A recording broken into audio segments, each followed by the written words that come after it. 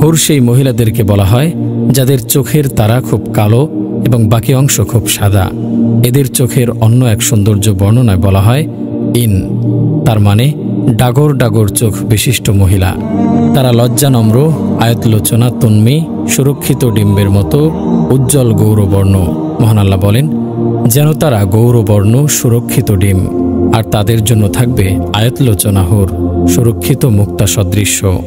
সে সুনয়না তরুণীগণ যাদেরকে পূর্বে কোনো মানুষ অথবা জিন স্পর্শ করেনি। তারা তাদের স্বামী ছাড়া অন্য পুরুষকে তাকিয়েও দেখবে না। প্রবাল ও পদ্মরাগ সদৃশ্য এ সকল তরুণীদের স্বচ্ছ কাজ সদৃশ্য দেহকান্তি হবে।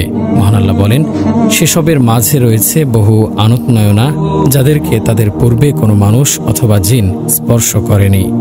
অতএব তোমরা উভয়ে তোমাদের প্রতিপালকের কোন কোন অনুগ্রহকে মিথ্যা জ্ঞান করবে। তারা সৌন্দর্যে যেন পদ্মরাগ ও প্রবাল সাদৃশ্য। বাহির হতে তাদের অস্থি মধ্যস্থিত মজ্জা পরিদৃষ্ট হবে। তারা হবে শতরূপে অপরূপা সুন্দরী বধূ। মহান আল্লাহ বলেন, সে সকলের মাঝে রয়েছে উত্তম চরিত্রের সুন্দরীগণ। অতএব তোমরা উভয়ে তোমাদের প্রতিপালকের কোন কোন অনুগ্রহকে মিথ্যা জ্ঞান করবে। তারা তাঁবুতে সুরক্ষিত হুর। অতএব তোমরা উভয়ে তোমাদের প্রতিপালকের কোন কোন অনুগ্রহকে মিথ্যা জ্ঞান করবে। তাদেরকে তাদের পূর্বে কোনো মানুষ অথবা জিন স্পর্শ করেনি। সম্ভ্রান্ত শয্যা সঙ্গিনী যাদেরকে আল্লাহ পাক জান্নাতীদিগের জন্য বিশেষ রূপে সৃষ্টি করেছেন, তারা চিরকুমারী, সোহাগিনী ও সমবয়স্কা এবং উদ্ভিন্ন যৌবনা তরুণী। মহান আল্লাহ বলেন, তাদেরকে হরিগণকে আমি সৃষ্টি করেছি বিশেষ রূপে। তাদেরকে করেছি কুমারী, প্রেমময়ী ও সমবয়স্কা। ডান হাতওয়ালাদের জন্য যাদেরকে ডান হাতে আমলনামা দেয়া হবে, সেখানে আছে কাঁটাহীন কুলগাছ, কাদি ভরা কলা গাছ। নিশ্চয়ই আল্লাহ ভীরুদের জন্যই রয়েছে সফলতা। উদ্যানসমূহ ও নানাবিধ আঙ্গুর এবং উদ্ভিন্ন যৌবনা সমবয়স্কা তরুণীগণ। দুনিয়ার বৃদ্ধাগণও সেদিন যুবতীতে পরিণত হবে। এক বৃদ্ধা এসে বলল, হে আল্লাহর রাসূল, আপনি দোয়া করে দিন যাতে আল্লাহ আমাকে জান্নাতে প্রবেশ করান। তিনি মশকরা করে বললেন, বৃদ্ধারা জান্নাতে প্রবেশ করবে না। তা শুনে বৃদ্ধা কাঁদতে কাঁদতে প্রস্থান করল। তিনি সাহাবাদেরকে বললেন, ওকে বলে দাও যে বৃদ্ধাবস্থায় ও জান্নাতে যাবে না, বরং সে যুবতী হয়ে যাবে। যৌবন পরিপক্কতায় সকল স্ত্রীর বয়স হবে 33 বছর।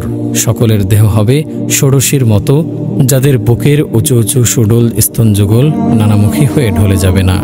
সেই বেহেস্তবাসিনী রূপের ডালি ঝলমলে লাবণ্যময়ী সুবাসিনী কোনো যুবতী যদি পৃথিবীর তমস্যাচ্ছন্ন আকাশে উঁকি মারে, তাহলে তার রূপালোকে ও সৌরভে সারা জগৎ আলোকিত ও সুরভিত হয়ে উঠবে। অনন্ত যৌবনা এমন সুরমার কেবলমাত্র শীর্ষস্থিত উত্তরীয় খানি পৃথিবী ও তন্মধ্যস্থিত সবকিছু হতে উত্তম ও মূল্যবান। জান্নাতের এই হরিরা বড় প্রেমময়ী। পৃথিবীতে স্বামীর কষ্ট দেখে কষ্ট পায়। নবী সাল্লাল্লাহু আলাইহি ওয়াসাল্লাম বলেন, যখনই কোনো মহিলা দুনিয়াতে নিজ স্বামীকে কষ্ট দেয়, তখনই তার সুনয়না হুর বেহেশতি স্ত্রী অদৃশ্যভাবে ওই মহিলার উদ্দেশ্যে বলে, আল্লাহ তোকে ধ্বংস করুন, ওকে কষ্ট দিস না, ও তো তোর নিকট সাময়িক মেহমান মাত্র, অচিরেই সে তোকে ছেড়ে আমাদের কাছে এসে যাবে। অনন্তকাল ধরে তারা এই বয়স নিয়ে চিরসুন্দর যুবক যুবতী হয়ে থাকবে। সেখানে যৌন মিলনে অধিক তৃপ্তি লাভ করবে। প্রত্যেক জান্নাতীকে 100 জন পুরুষের সমান যৌনশক্তি ও সঙ্গম ক্ষমতা প্রদান করা হবে। যেহেতু পান ভোজন, বসনভূষণ এবং নারী সংসর্গ ও যৌন সম্ভোগ ইত্যাদিতেই মানুষের প্রকৃতিগত সুখ ও পরম আনন্দ, তাই তাদেরকে তাদের প্রকৃতির উপযোগী অভীষ্ট প্রতিদান দেয়া হবে। রাসূলুল্লাহ সাল্লাল্লাহু আলাইহি ওয়াসাল্লাম বলেছেন, জান্নাতীরা যখন জান্নাতে প্রবেশ করে যাবে, তখন একজন ঘোষণাকারী ঘোষণা করবে যে তোমাদের জন্য এখন অনন্ত জীবন, তোমরা আর কখনো মরবে না, তোমাদের জন্য এখন চির সুস্বাস্থ্য, তোমরা আর কখনো অসুস্থ হবে না, তোমাদের জন্য এখন চির যৌবন, তোমরা আর কখনো বৃদ্ধ হবে না, তোমাদের জন্য এখন চির সুখ ও পরমানন্দ, তোমরা আর কখনো দুঃখ কষ্ট পাবে না। তাদের পরস্পরের অভিবাদন হবে সালাম আর সালাম। শান্তিবাক্য ছাড়া তারা কোনো অসন্তোষজনক মিথ্যা বা অসার বাক্য শুনবে না। সেখানে তারা শুনবে না কোনো অসার ও মিথ্যা কথা। সেখানে তারা কোনো অসার বাক্য শুনবে না।